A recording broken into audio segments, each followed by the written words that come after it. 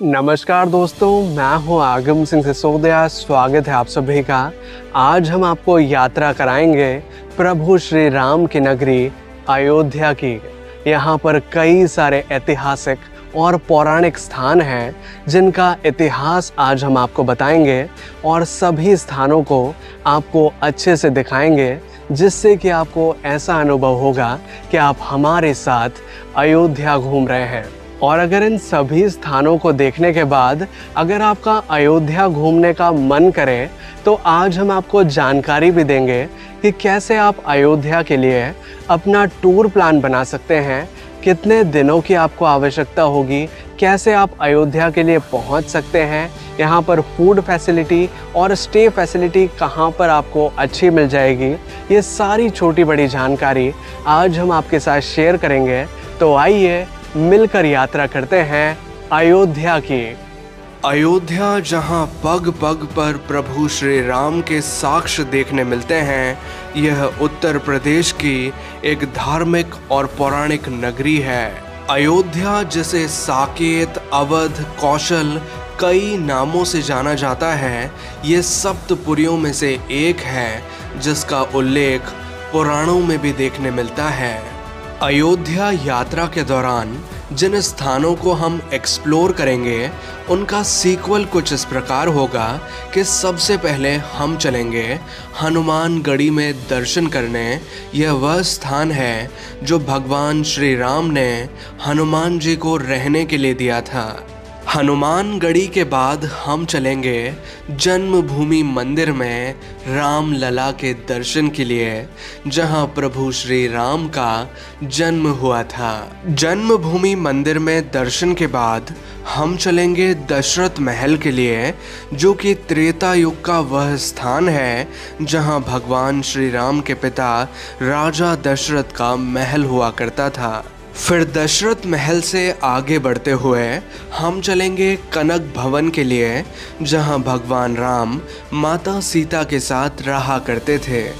कनक भवन के बाद हम चलेंगे राजद्वार मंदिर के लिए, जहां भगवान राम के महल का मुख्य द्वार हुआ करता था। राजद्वार मंदिर में दर्शन के बाद हम चलेंगे सरयू नदी के किनारे संध्या आरती में शामिल होने और पास ही राम की पेड़ी पर देखेंगे लाइट एंड साउंड शो को।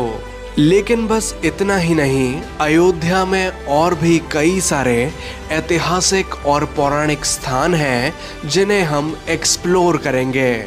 और इन सभी स्थानों को घूमने के लिए हमने एक टूर पैकेज बुक किया है वे फॉर ट्रैवल्स कंपनी के साथ, जिसमें हमें सारी सुविधाएं इंक्लूडेड मिली हैं। अब ये सुविधाएं क्या क्या हैं, हमें क्या क्या चीज़ें इस पैकेज में इंक्लूड मिली है, ये सारी जानकारी हम आपके साथ शेयर करेंगे।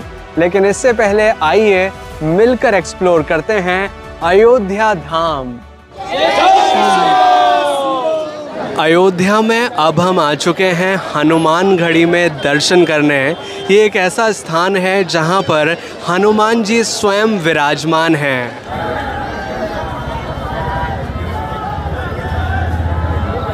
इस स्थान का ऐतिहासिक महत्व मैं आपको बताना चाहूँगा कि जब भगवान श्री राम लंका विजय करके अयोध्या आए थे, तो भगवान श्री राम ने हनुमान जी को ये स्थान रहने के लिए दिया था और इस वजह से ये स्थान हनुमानगढ़ी के नाम से जाना जाता है। अयोध्या में हनुमानगढ़ी का महत्व एक और वजह से बहुत ज़्यादा बढ़ जाता है, क्योंकि भगवान श्री राम ने हनुमान जी को एक वरदान दिया था कि जब भी भक्त लोग उनके दर्शन के लिए अयोध्या आएंगे तो सबसे पहले उन्हें हनुमान जी के दर्शन करने होंगे और उसके बाद वो दर्शन कर पाएंगे प्रभु श्री राम के, तभी उन्हें इस यात्रा का असली फल मिलेगा। इस वजह से आप देखेंगे तो हनुमानगढ़ी मंदिर के बाहर आपको कई सारे श्रद्धालुओं की लाइन नज़र आएंगी। बहुत दूर दूर तक ये लाइन यहाँ पर लगती है। तो अब हम चल रहे हैं हनुमानगढ़ी मंदिर में दर्शन के लिए। यहाँ सबसे पहले तो हम हनुमान जी के दर्शन करेंगे और फिर उनसे आज्ञा लेंगे राम लला के दर्शन की।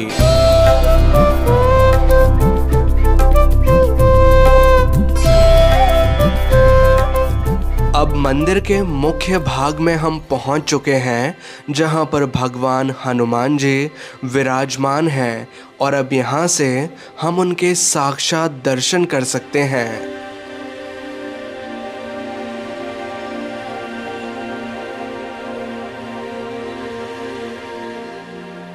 हनुमानगढ़ी में हनुमान जी के साथ साथ और भी कई सारे देवी देवताओं की प्रतिमाएं विराजमान हैं, जिनके भी आप यहां दर्शन कर सकते हैं। अब हनुमानगढ़ी के सबसे ऊंचे हिस्से पर हम पहुंच चुके हैं, जहां से श्री राम जन्मभूमि मंदिर का नज़ारा नज़र आता है, जहां पर अब हम चलने वाले हैं। लेकिन साथ ही यहां से अगर देखें तो अयोध्या का भी दूर दूर तक का नज़ारा देखा जा सकता है। और अब इस नज़ारे को देखते हुए मैं आपको एक फ़ायदे की बात बताना चाहूँगा कि अगर आप हनुमानगढ़ी मंदिर में ज़्यादा भीड़ का सामना नहीं करना चाहते हैं तो आप मंदिर में सुबह सुबह दर्शन करने आ सकते हैं। मंदिर बहुत जल्दी ओपन हो जाता है, तो अगर आप सुबह 5 बजे या 6 बजे के आसपास मंदिर में दर्शन के लिए आते हैं तो आपको भीड़ का सामना नहीं करना पड़ेगा और आप बहुत आसानी से भगवान के दर्शन कर पाएंगे। हनुमानगढ़ी मंदिर के बाहर आपको कई सारी प्रसाद की दुकानें नजर आएंगी। यहाँ पर मुख्यतः लड्डू का प्रसाद चढ़ता है। हनुमानगढ़ी मंदिर को जब आप चारों ओर से देखेंगे तो आपको ये एक किले के समान, एक गढ़ के समान नजर आएगा। अयोध्या में अब हम चल रहे हैं सबसे प्रमुख और प्रसिद्ध मंदिर में दर्शन के लिए, जो कि है श्री राम जन्मभूमि मंदिर।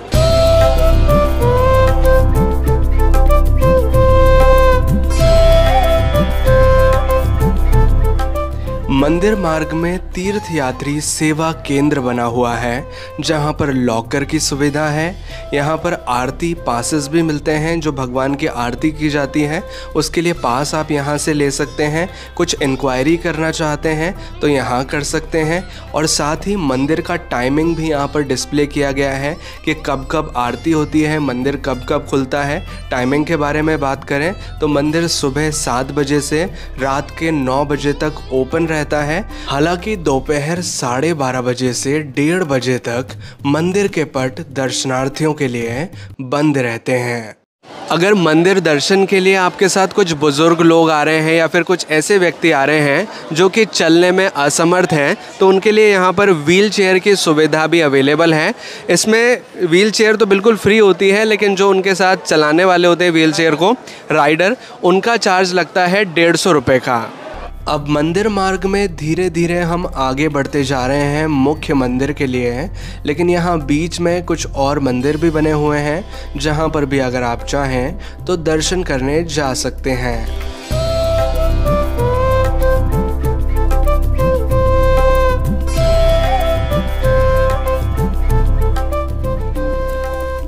मंदिर में प्रवेश करने के लिए हमें सिक्योरिटी चेक से गुजरना होता है, जहां पर हमारे सभी सामानों को स्कैन किया जाता है।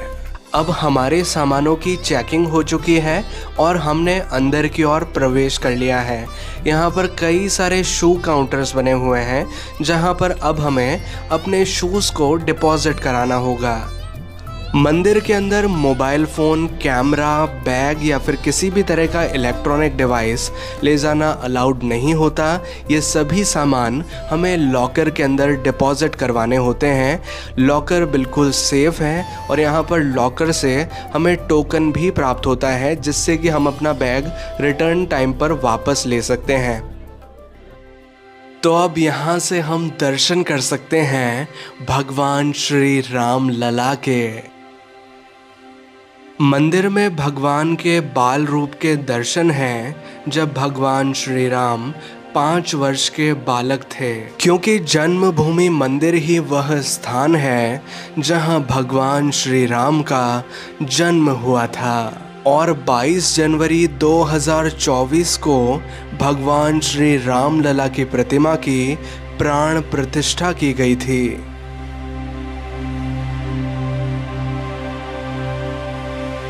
मंदिर के अंदर कई सारी लाइव स्क्रीन्स भी लगी हुई हैं, जहां से आप भगवान श्री राम लला के लाइव दर्शन भी कर सकते हैं।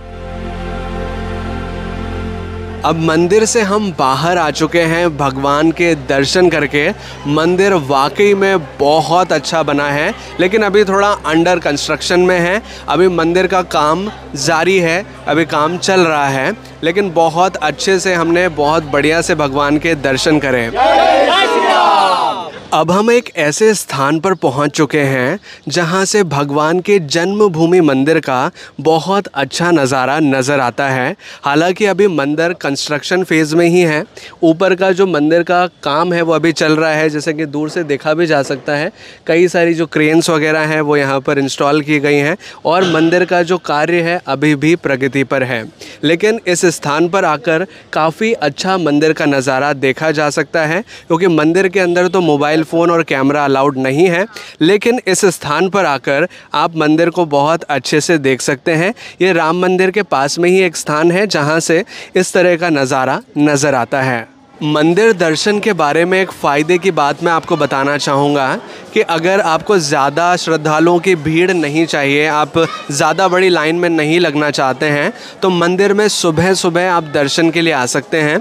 अगर आप सुबह 6-7 बजे के करीब आते हैं तो आपको बहुत कम लाइन का सामना करना पड़ेगा और बहुत जल्दी आप भगवान के दर्शन कर पाएंगे।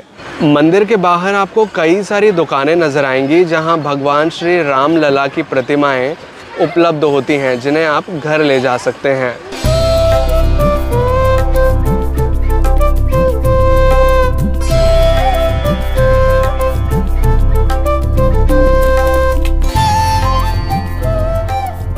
राम जन्मभूमि मंदिर के पास में ही अमावा राम मंदिर बना हुआ है, जहां पर निशुल्क भोजन आप कर सकते हैं, क्योंकि यहां पर है राम रसोई, जहां पर श्रद्धालुओं को निशुल्क में भोजन कराया जाता है।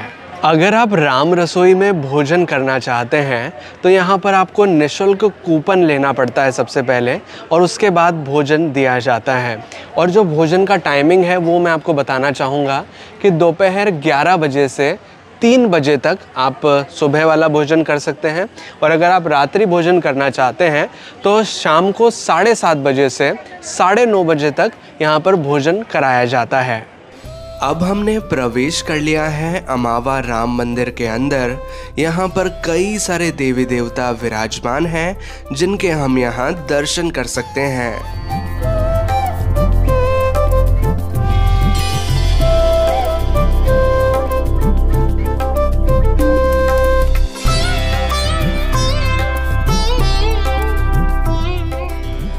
राम रसोई में अब भोजन का समय हो चुका है और मैं अब आपको दिखाना चाहूँगा। यहाँ पर बहुत अच्छा भोजन परोसा जाता है, जिसमें काफ़ी ज़्यादा वैरायटीज़ होती हैं। तो अगर आप भी चाहें तो हमारी तरह यहाँ पर निशुल्क भोजन ग्रहण कर सकते हैं। अब हम एक पौराणिक स्थान पर पहुँच चुके हैं जो कि रामायण काल से जुड़ा हुआ है। ये वो स्थान है जहां भगवान राम के पिता दशरथ जी ने यज्ञ किया था पुत्र प्राप्ति के लिए।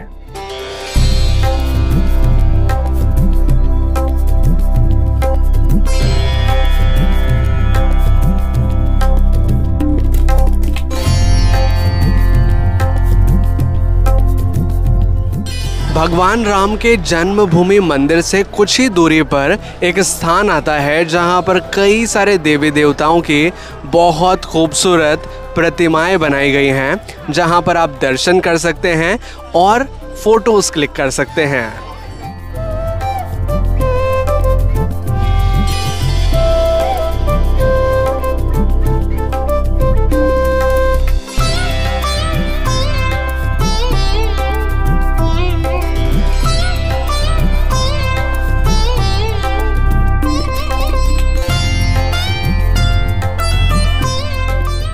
अयोध्या में अब हम आ चुके हैं प्रभु राम के पिता दशरथ जी का महल देखने। इसका ऐतिहासिक महत्व इस वजह से है क्योंकि जब प्राचीन काल में त्रेता युग में यहाँ भगवान का पूरा राजपाट हुआ करता था, तो दशरथ जी का जो महल था, जो मुख्य स्थान था, वो यही हुआ करता था।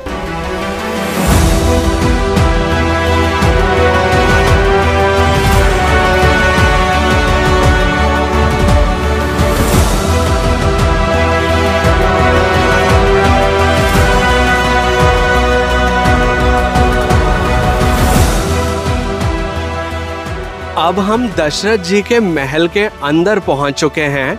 आज ये महल ना होकर एक मंदिर बन चुका है, लेकिन पुराने समय में यहीं पर उनका महल हुआ करता था। और आज जो मंदिर यहाँ बनाया गया है उसे आप एक्चुअल में देखेंगे तो ये महल नुमा ही आपको नजर आएगा, जैसा कि पुराने समय में हुआ करता था।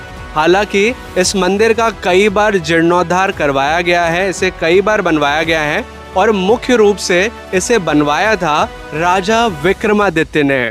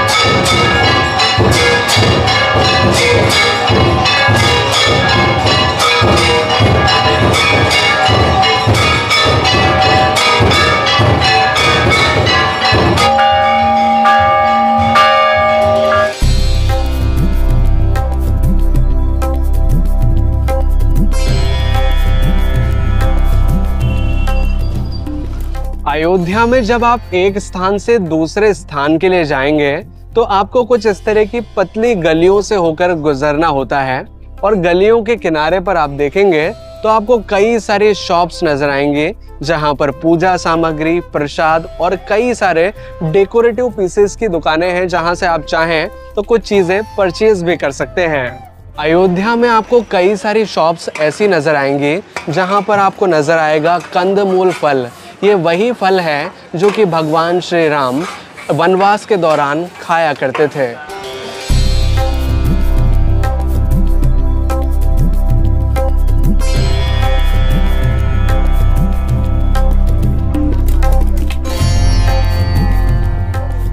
अयोध्या में अब हम आ चुके हैं कनक भवन के दर्शन करने।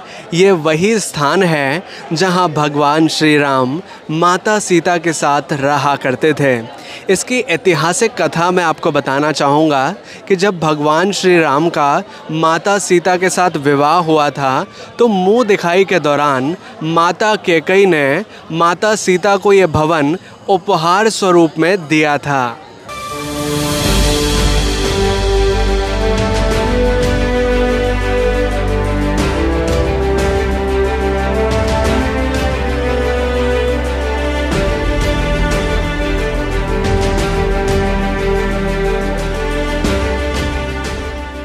अब कनक भवन के अंदर हम आ चुके हैं। इसके अंदर की संरचना एक महल नुमा ही लगती है और आप जब यहाँ आएंगे तो चारों तरफ जो महल का नज़ारा होता है वो नज़र आएगा, जो कि देखने में काफ़ी सुंदर लगता है। और साथ ही आज की डेट में यहाँ पर एक मंदिर बना दिया गया है जहाँ पर हम भगवान के दर्शन कर सकते हैं।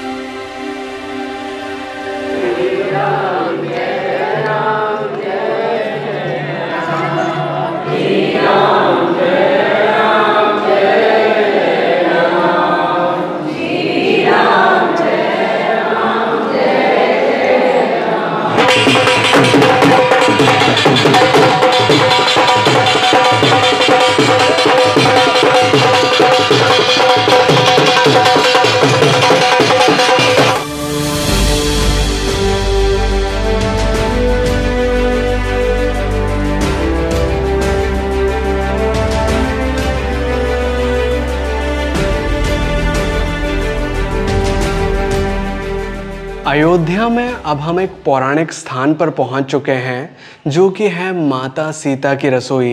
यहाँ पर माता सीता भोजन बनाया करती थी। अभी ये स्थान पूरी तरह से रेनोवेट कर दिया गया है, लेकिन इस स्थान की महिमा है क्योंकि माता सीता का एक तरह का ये किचन एरिया हुआ करता था।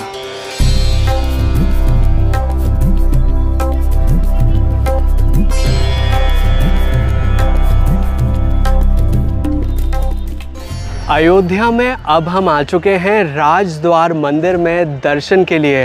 ये एक बहुत ही प्राचीन मंदिर है अयोध्या का। इस मंदिर के इतिहास की जानकारी मैं आपको देना चाहूँगा कि जिस स्थान पर ये मंदिर बना हुआ है, पुराने समय पर जब भगवान श्री राम का पूरा महल यहाँ हुआ करता था, तो ये महल का मुख्य द्वार इसी स्थान पर हुआ करता था। और जब भगवान श्री राम वनवास के लिए गए थे तो वो इसी द्वार से होकर गए थे। इसी वजह से इस मंदिर का नाम राजद्वार मंदिर रखा गया है।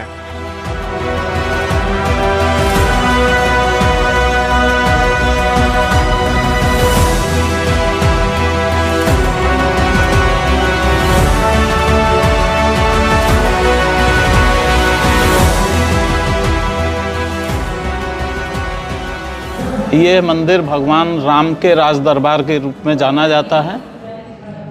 इस मंदिर का नाम है राजद्वार। राजद्वार का अर्थ होता है राजा का द्वार।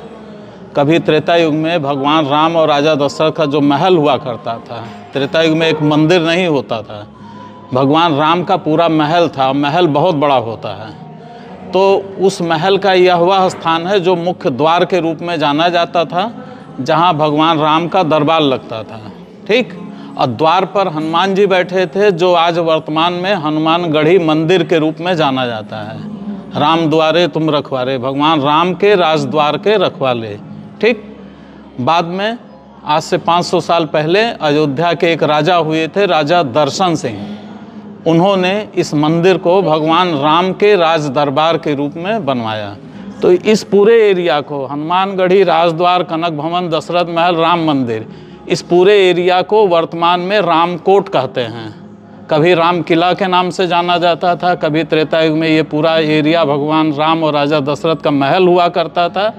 वर्तमान में इस पूरे क्षेत्र को रामकोट के नाम से जाना जाता है। जय श्री राम।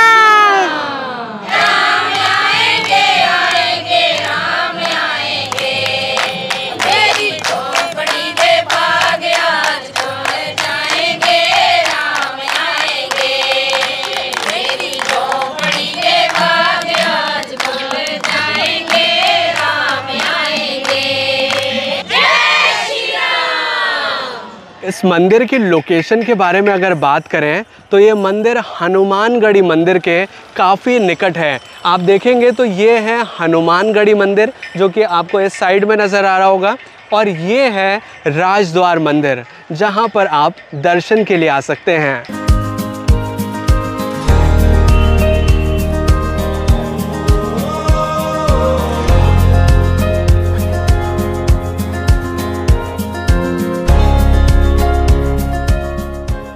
अब अयोध्या में हम एक प्रसिद्ध चौक पर पहुंच चुके हैं, जिसका नाम है लता मंगेशकर चौक। इस चौक का नाम प्रसिद्ध गायिका लता मंगेशकर जी के नाम पर रखा गया है। और आप यहाँ देखेंगे तो एक बहुत बड़ी वीणा आपको नज़र आएगी, जिसके साथ आपको यहाँ कई सारे पर्यटक पिक्चर्स क्लिक कराते हुए नज़र आएंगे। तो अगर आप भी अयोध्या आते हैं तो यहाँ पर काफ़ी अच्छे पिक्चर्स क्लिक कर सकते हैं।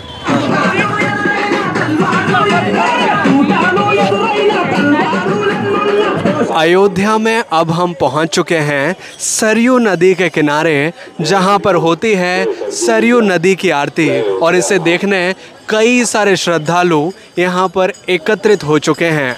अभी यहाँ पर आरती के लिए प्रिपरेशंस किए जा रहे हैं। सभी दीपक और पूजा सामग्री यहाँ पर एकत्रित की जा रही है। और जो आरती का समय है वो मैं आपको क्लियर करना चाहूँगा।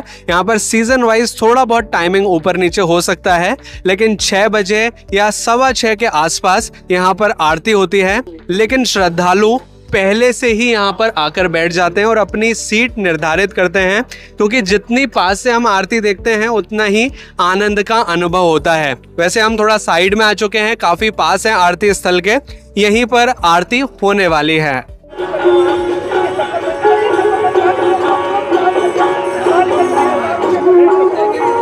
सरयू नदी के किनारे आप देखेंगे तो आपको कई सारे श्रद्धालु नदी में दीपक प्रवाहित करते हुए नजर आएंगे।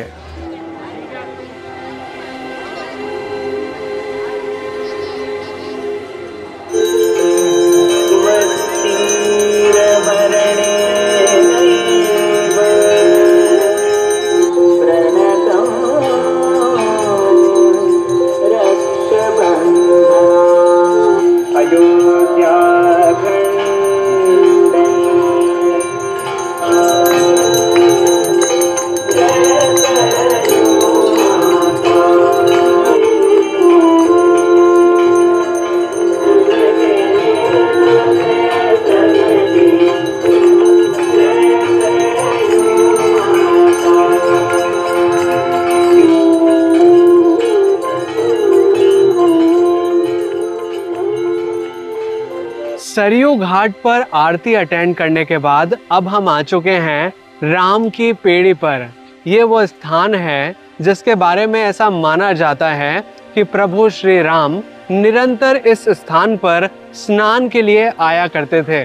पेड़ी का अर्थ होता है सीढ़ियाँ, तो यहाँ पर सीढ़ियाँ बनी हुई हैं और राम जी उसी सीढ़ियों से उतरकर माँ सरयू नदी में स्नान करने आया करते थे। और अभी हम इस स्थान पर इसलिए आए हैं क्योंकि यहाँ पर होता है लाइट एंड साउंड शो, जिसमें रामायण दर्शाई जाती है।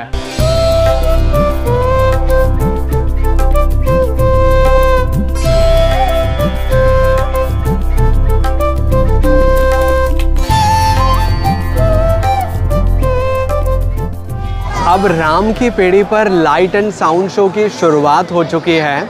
अब मैं आपके गाइडेंस के लिए कुछ इम्पोर्टेंट जानकारी आपको बताना चाहूँगा। अभी हम राम की पेड़ी पर एक ऐसे स्थान पर खड़े हैं जहाँ से ये जो प्रोजेक्शन है लाइट एंड साउंड शो का वो यहाँ से हो रहा है और दूसरी साइड पर जो शो है उसको दिखाया जाता है। अब ये साइड कौन सी है? ये साइड है सरयू घाट, जो हमने जहाँ पर आरती का नज़ारा देखा वो इसी साइड पर है। और जहाँ सरयू घाट है उससे ही आप आ जाइए इस साइड पर।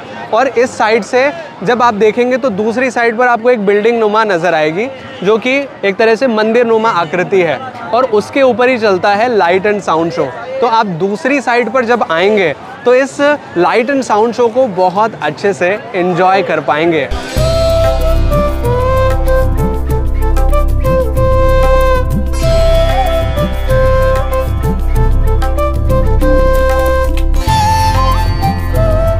राम की पेड़ी पर जो ये लाइट एंड साउंड शो होता है इसमें रामायण के दृश्यों को दर्शाया जाता है। रामायण का जो सीन्स हैं, रामायण की जो स्टोरी है उसे लाइट एंड साउंड शो के माध्यम से दिखाया जाता है। और इस लाइट एंड साउंड शो को देखने के लिए यहाँ पर कई सारे श्रद्धालु एकत्रित होते हैं।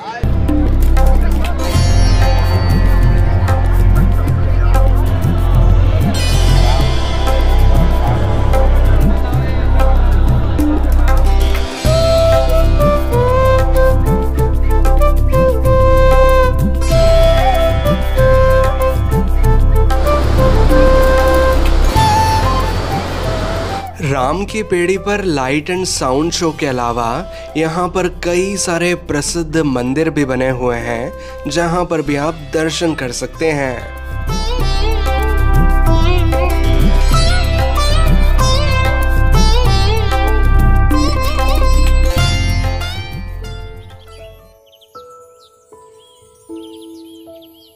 आज अयोध्या में हमारा दूसरा दिन है और अब हम चल रहे हैं मणि पर्वत के लिए। अयोध्या में अब हम एक पौराणिक स्थान पर पहुंच चुके हैं जिसका नाम है मणि पर्वत। ये स्थान ऐतिहासिक रूप से रामायण से जुड़ा हुआ है। इस स्थान की पौराणिक कथा मैं आपको सुनाना चाहूँगा कि जब लक्ष्मण जी घायल हो गए थे तो हनुमान जी को संजीवनी बूटी लेने के लिए भेजा गया था।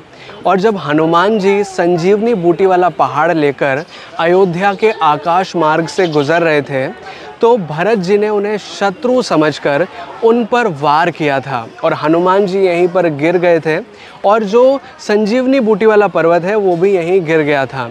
लेकिन जब भरत जी को हनुमान जी के बारे में पता चला तो भरत जी ने हनुमान जी से क्षमा याचना करी, उनसे माफ़ी मांगी और फिर यहाँ से गए। लेकिन जो संजीवनी बूटी वाला पर्वत था उसका एक टुकड़ा यहीं पर रह गया और उसे ही हम बोलते हैं मणि पर्वत।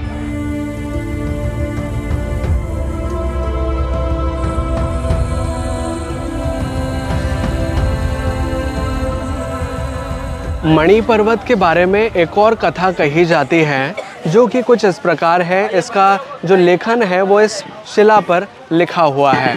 मणि पर्वत पर ही एक मंदिर भी बना हुआ है जहाँ पर अब हम ऊपर की ओर चलेंगे और करेंगे भगवान के दर्शन।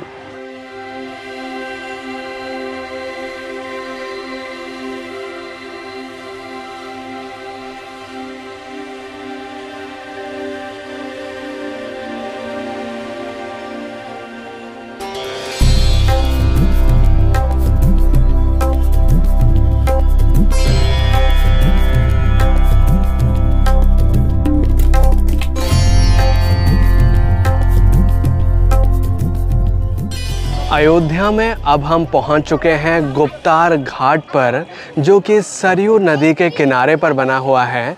इस स्थान का महत्व इस वजह से है क्योंकि भगवान श्री राम ने अपनी मनुष्य लीला का समापन यहीं पर किया था।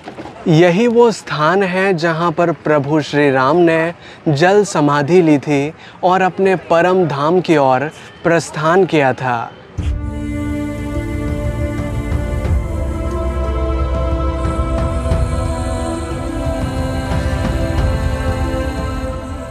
गुप्तार घाट पर अगर आप आते हैं तो यहाँ पर आप बोट राइड कर सकते हैं। बोट राइड के चार्जेस के बारे में अगर बात करूँ तो एक पर्सन का चार्ज लगता है 150 रुपये अगर आप शेयरिंग में इस बोट को हायर करते हैं। लेकिन अगर आप पर्सनली पूरी बोट को हायर करते हैं तो यहाँ नॉर्मली चार्ज लगता है 850 रुपये का।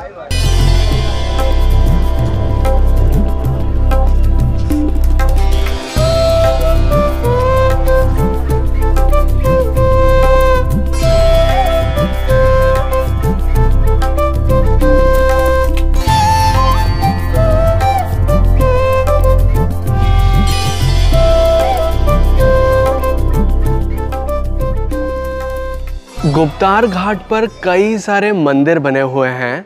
उनमें से कुछ प्रसिद्ध मंदिर हैं जहां पर आप दर्शन कर सकते हैं, और इनमें से एक मंदिर में हम दर्शन करने आ चुके हैं, जो कि है प्रभु श्री राम का मंदिर। इस मंदिर में जो भगवान की प्रतिमा है उसकी विशेषता ये है कि भगवान के हाथ में यहाँ पर धनुष बाण नहीं है, क्योंकि वो अपनी अंतिम यात्रा के लिए गए हैं यहाँ से, तो इस वजह से उनके हाथों में धनुष बाण नहीं दिखाए गए हैं।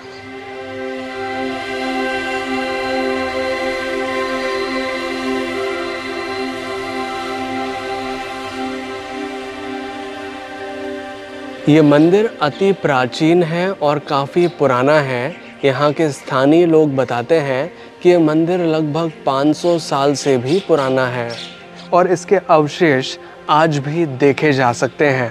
भगवान श्री राम के इस मंदिर के टाइमिंग के बारे में कुछ इम्पोर्टेंट जानकारी देना चाहूँगा कि दोपहर की 1 बजे से दोपहर की 3:30 बजे तक मंदिर के पट बंद रहते हैं, तो इस दौरान आप दर्शन नहीं कर पाते, तो आप थोड़ा सा टाइमिंग का ज़रूर ख्याल रखिएगा। गुप्तार घाट पर ही गुप्त हरि मंदिर भी बना हुआ है, जहाँ पर भगवान के पद चिन्ह हैं जिनके हम दर्शन कर सकते हैं। जय श्री राम, प्रणाम। मेरा नाम अभिषेक पांडे है। वैसे मैं काशी से हूँ। मैं आपको इस स्थान के बारे में एक छोटी सी इन्फॉर्मेशन देना चाहता हूँ। ये स्थान भगवान श्री हरि विष्णु का स्थान है, जहाँ पे भगवान श्री हरि विष्णु पृथ्वी की सृष्टि के रचना के समय पहली बार यहाँ पे आए थे और यहाँ पे उन्होंने तपस्या की थी देवताओं के तेज को बढ़ाने के लिए। और ये स्थान इसलिए भी महात्म्य करता है कि भगवान श्री राम अपने सारे कार्यकाल को पूरा करने के बाद जब वो वैकुंठ लोक को गए, तो यही वो स्थान है जहाँ से वो सरयू में समाहित हुए थे। तो आप एक बार दिखा सकते हैं, यहाँ सामने सरयू जी है और यहाँ चरण पादुका, भगवान ने अपने चरण पादुका को यहाँ छोड़ा था, भगवान श्री राम ने, और भगवान विष्णु ने यहाँ पे तपस्या की थी। वो ये स्थान है। यह स्थान जो है 80 से 85 लाख वर्ष पुराना स्थान है। इसका कई सारे पुराणों में भी वृत्तांत है। जो इसके जानकार हैं उसको पढ़ सकते हैं, इसका रिसर्च कर सकते हैं। और ये भगवान श्री राम की जन्मभूमि है और भगवान श्री हरि विष्णु की तपभूमि है। तो जय श्री राम, प्रणाम।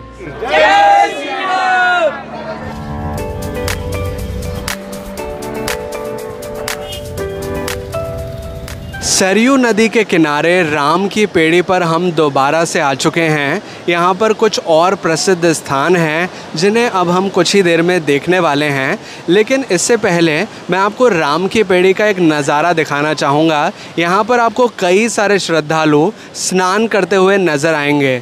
ऐसा इस वजह से है क्योंकि ये जो स्थान है राम की पेड़ी, यहाँ पर प्रभु श्री राम निरंतर स्नान के लिए आया करते थे। तो लोगों की ऐसी मान्यता है कि अगर वो भी यहाँ पर स्नान करेंगे तो उन्हें भी पवित्रता का अनुभव होगा। इस वजह से आप देखेंगे तो कई सारे श्रद्धालु यहाँ पर स्नान करते हुए दिखाई देंगे।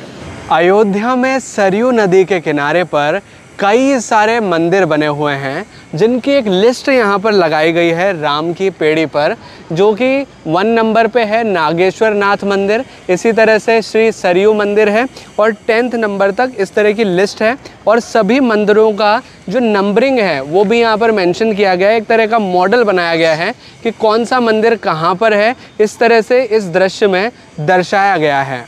अयोध्या में अब हम आ चुके हैं एक प्रसिद्ध मंदिर में दर्शन करने, जो कि है नागेश्वर नाथ मंदिर। ये अयोध्या का सबसे प्राचीन मंदिर है और इसका एक इंटरेस्टिंग इतिहास भी है, जो कि अंदर चलकर हम पंडित जी से जानेंगे।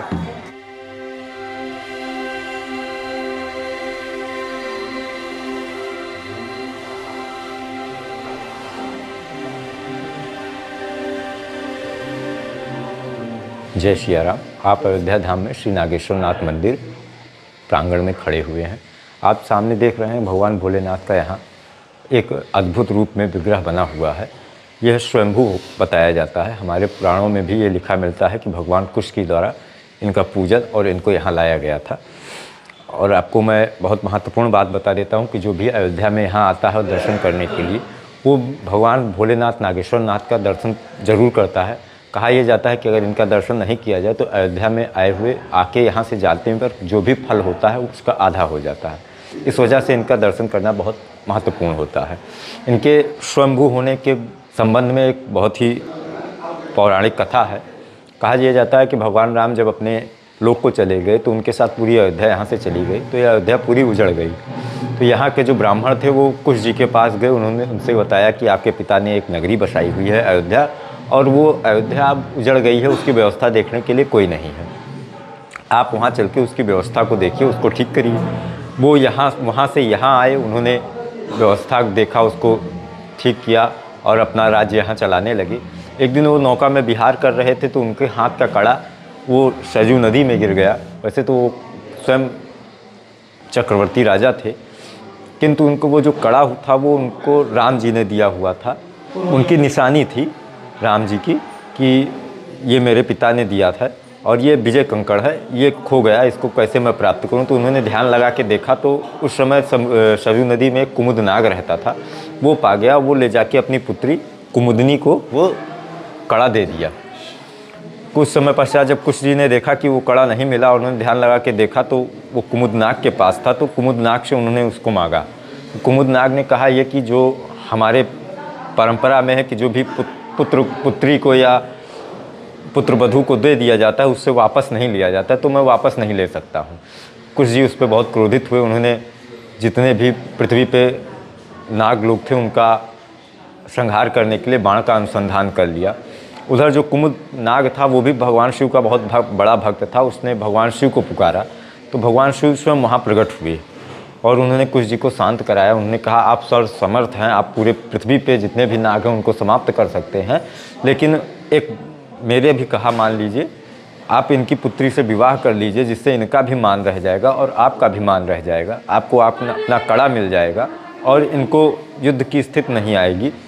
तो कुश जी ने भगवान भोलेनाथ का ये वचन सुझाव जो था वो उनको उचित लगा, उन्होंने उसको माना। उसी समय कुमुदनाग की पुत्री कुमुदनी के साथ उनका विवाह हुआ और वो विजय कंकड़ उनको प्राप्त हुआ। भगवान भोलेनाथ शिव जी के कुश जी के द्वारा किए हुए प्रयोजन से प्रकट हुए तो कुश जी के ऊपर बहुत प्रसन्न हुए। उन्होंने कहा आप वर मांगिए, क्या वर मांगते हैं। तो कुश जी ने कहा आप स्वर्ग द्वार में श्री नागेश्वर नाथ रूप में यहाँ निवास करिए और जो भी भक्त यहाँ दर्शन करने आता है उसके सभी मनोरथ को पूर्ण करिए। और अयोध्या में जो भी आता है वो दर्शन सब मंदिरों का कर ले। नागेश्वर नाथ का अगर मंदिर का दर्शन नहीं करता है, अयोध्या परिक्षेत्र के बाहर जाएगा तो उसका पुण्य आधा हो जाएगा। इस वजह से यहाँ दर्शन उनको करना जरूरी रहेगा, ऐसा उन्होंने अपने उसमें लिखवा दिया, जो कि आज भी हमारे पुराणों में लिखा मिलता है। जय श्री राम।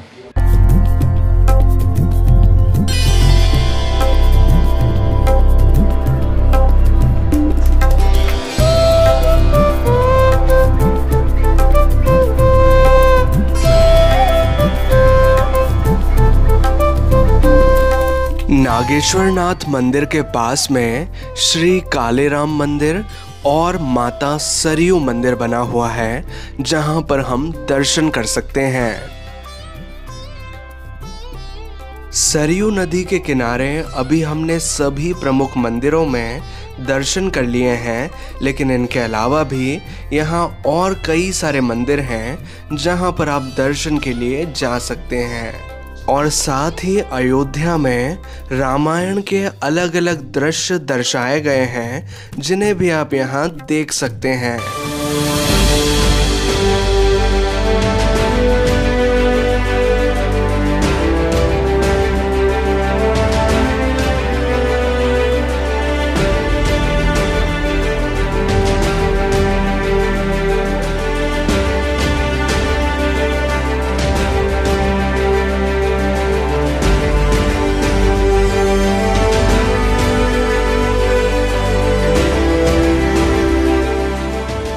अयोध्या में राज सदन भी बना हुआ है जहां पर राजा आज भी रहते हैं। इसका मुख्य द्वार काफ़ी आकर्षक है, लेकिन इस महल को अंदर से नहीं देखा जा सकता। प्राचीन काल से ही अयोध्या आध्यात्मिक आस्था का केंद्र बिंदु बना रहा। देश के कोने कोने से हजारों श्रद्धालु यहाँ पर आते हैं और रामलला के दर्शन श्रद्धा के साथ करते हैं और साथ ही जय श्री राम के उद्घोष लगाते हैं। तो अगर इन सभी स्थानों को देखने के बाद अगर आप अयोध्या घूमने का विचार कर रहे हैं, तो अब मैं आपको जानकारी देता हूं कि कैसे आप अपना टूर प्लान कर सकते हैं। आपके पास दो ऑप्शंस हैं। पहला ऑप्शन कि आप अपनी जर्नी स्वयं ही प्लान करें और सारे अरेंजमेंट स्वयं ही करें, और दूसरा ऑप्शन है जो कि है ट्रैवल पैकेज लेने का, जिसमें कि आपको कोई भी अरेंजमेंट स्वयं नहीं करना होता। सबसे पहले हम बात करेंगे पहले ऑप्शन के बारे में, जो कि है सेल्फ अरेंजमेंट के बारे में, कि अगर आप अयोध्या सेल्फ अरेंजमेंट के साथ घूमना चाहते हैं तो कैसे घूम सकते हैं। अयोध्या पहुंचने के लिए आपके पास कई सारे ऑप्शंस हैं। अगर आप यहाँ बाय एयर आना चाहते हैं तो यहाँ पर एयरपोर्ट की सुविधा है। अगर आप बाय ट्रेन आना चाहते हैं तो यहाँ पर रेलवेज़ की सुविधा है, और अगर आप बाय रोड आना चाहते हैं तो वैसे भी आप आ सकते हैं। कुल मिलाकर सभी साधन यहाँ पर अवेलेबल हैं। और अगर बात करें स्टे फैसिलिटी के बारे में कि अयोध्या में आप कहाँ पर रुक सकते हैं, तो अयोध्या में लो बजट से लेकर हाई बजट तक आपको कई सारी होटल फैसिलिटीज़ मिल जाएंगी। अगर आप यहाँ धर्मशाला में रुकना चाहते हैं तो कई सारी धर्मशालाएं हैं यहाँ पर, जहाँ पर बहुत ही कम बजट में आप स्टे कर सकते हैं। और अगर आप अपनी फैमिली के साथ आ रहे हैं या कपल्स में आ रहे हैं तो आप एक अच्छा होटल भी स्टे के लिए चूज़ कर सकते हैं। और हम जिस होटल में रुके हुए हैं उस होटल का रूम टूर मैं आपको कराना चाहूँगा। ये है हमारा होटल रूम, जिसे आप देख पाएंगे ये काफ़ी साफ़ सुथरा है, नीट एंड क्लीन है, और इसमें वो सारी सुविधाएं दी गई हैं जो कि एक होटल रूम में होनी चाहिए। और अगर बात करें फूड फैसिलिटी के बारे में कि अयोध्या में आपको कहाँ पर अच्छा भोजन मिल जाएगा, तो यहाँ पर आपके पास कई सारे ऑप्शंस हैं। लो बजट से लेकर हाई बजट तक आप कई सारे ऑप्शंस यहाँ पर देखेंगे। वैसे अगर आप एक बजट ट्रैवलर हैं तो यहाँ पर सस्ते में बहुत सारे खाने के ऑप्शंस हैं। आपको इजीली 80 रुपये से लेकर 100 रुपये 150 रुपये में भर पेट खाना यहाँ मिल जाता है, पूरा थाली सिस्टम के हिसाब से, जहाँ पर आप भोजन ले सकते हैं। कई सारे रेस्टोरेंट्स और ढाबे हैं। और अगर आप निःशुल्क भोजन करना चाहते हैं तो राम रसोई है राम जन्मभूमि मंदिर के जस्ट पास में ही, वहाँ पर आप भोजन निःशुल्क में ले सकते हैं। सुबह और शाम का वहाँ पर भोजन मिलता है, जहाँ पर आपको एक छोटी सी एक स्लिप भरनी होती है और उस स्लिप भरने के बाद आप वहाँ पर भोजन प्राप्त कर सकते हैं। अयोध्या घूमने के लिए मैं आपको थोड़ा सा गाइड करना चाहूँगा कि यहाँ पर सभी मंदिर आसपास में ही बने हुए हैं। जैसे कि राम जन्मभूमि मंदिर में जब आप दर्शन करके आएंगे और बाहर निकलेंगे तो आपको सभी मंदिर थोड़े थोड़े वॉकिंग डिस्टेंस पर नज़र आएंगे। जैसे कि दशरथ राम जन्मभूमि से आप बाहर निकलेंगे तो कुछ मंदिर नज़र आएंगे, फिर आएगा दशरथ महल, और दशरथ महल से थोड़ा पीछे आप आ जाएंगे तो कनक भवन बना हुआ है। इसी प्रकार से एक बड़े एरिया में लेकिन थोड़े थोड़े डिस्टेंस के अंदर आपको कई सारे मंदिर एक साथ ही दर्शन करने को मिलेंगे। और अगर बात करें कि अयोध्या घूमने के लिए आपको कितने दिनों की आवश्यकता होगी, तो आपके लिए 2 दिन सफिशिएंट रहेंगे, जिसमें कि आप यहाँ के सभी स्थानों को आराम से घूम सकते हैं। तो अब ये तो बात हो गई कुछ जनरल जानकारी की। जिससे कि आप अयोध्या का सेल्फ टूर प्लान कर सकते हैं। लेकिन अब मैं आपको जानकारी देता हूँ दूसरे ऑप्शन के बारे में, जो कि है टूर पैकेज लेने का, जिसमें कि कोई भी अरेंजमेंट आपको स्वयं नहीं करना होता। सारे arrangement travel company, travel agency आपके लिए करके देती हैं। हमने भी एक टूर पैकेज बुक किया था क्योंकि हम फैमिली के साथ आए थे। अगर आप भी फैमिली के साथ आते हैं या कपल्स में आते हैं तो आपके लिए टूर पैकेज लेना ज़्यादा किफ़ायती और आरामदायक रहेगा। इस टूर पैकेज में हमें लग्जरी स्टे फैसिलिटी इंक्लूडेड मिली थी। इसमें हमें प्राइवेट कैब की फैसिलिटी मिली थी, जिससे हमने सभी साइट सीन्स किए, और साथ ही हमारा ब्रेकफास्ट इसी पैकेज में शामिल था। हमने जो ये पैकेज बुक किया था ये वे फॉर ट्रैवल्स कंपनी के साथ बुक किया था, जिसमें हमने 4 प्लेसेस को इंक्लूड करवाया था: चित्रकूट, प्रयागराज, वाराणसी और अयोध्या। हमारा ये पैकेज का ड्यूरेशन था 8 नाइट्स 9 डेज़ का, यानी कि 9 दिन का हमारा ये पैकेज था। थोड़ा सा लंबी यात्रा हमारी ये थी, लेकिन इसमें से आपने सिर्फ अभी अयोध्या वाला सेक्शन देखा है। हमने टोटल मिलाकर 4 प्लेसेस देखी थी। अगर आप भी इस तरह की एक लंबी यात्रा प्लान कर रहे हैं अपने फैमिली मेम्बर्स के साथ या कपल्स में, तो आप वे फॉर ट्रैवल्स कंपनी के साथ कांटेक्ट कर सकते हैं। हमारे एक्सपीरियंस के बारे में बात करें तो कंपनी के साथ हमारा एक्सपीरियंस बहुत अच्छा रहा। हमें काफ़ी अच्छी फैसिलिटीज़ मिली। अगर आप भी पैकेज बुक करना चाहते हैं तो कंपनी के कॉन्टैक्ट डिटेल्स हमने डिस्क्रिप्शन में दे दिए हैं, वहाँ से आप उनके साथ कॉन्टैक्ट करके अपना टूर पैकेज बुक कर सकते हैं।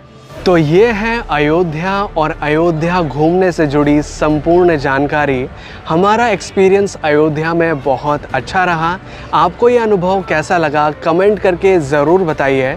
अगर आपको ये वीडियो अच्छा लगा है तो प्लीज़ वीडियो को लाइक कीजिए, इसे शेयर ज़रूर कीजिए अपने दोस्तों और अपने फैमिली मेम्बर्स के साथ। और अगर आपने चैनल अभी तक सब्सक्राइब नहीं किया है तो प्लीज़ चैनल को सब्सक्राइब कीजिए, बेल आइकन को दबाकर ऑल पे प्रेस कीजिए, ताकि इसी तरह के वीडियो नोटिफिकेशंस आपको आगे भी मिलते रहें। और अगर आप चाहें तो मुझे इंस्टाग्राम पे भी फॉलो कर सकते हैं। मेरा इंस्टाग्राम आईडी है आगम सिंह सिसोदिया, जिसका लिंक हमने डिस्क्रिप्शन में भी दिया हुआ है।